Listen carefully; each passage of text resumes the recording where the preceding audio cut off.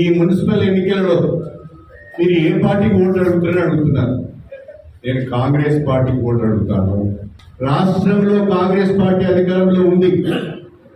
ఇంకా 3 సంవత్సరాలు కాంగ్రెస్ పార్టీ ప్రభుత్వం ఉంటుంది. ప్రభుత్వం యొక్క అండదండలు లేకుండా అభివృద్ధి జరగదు.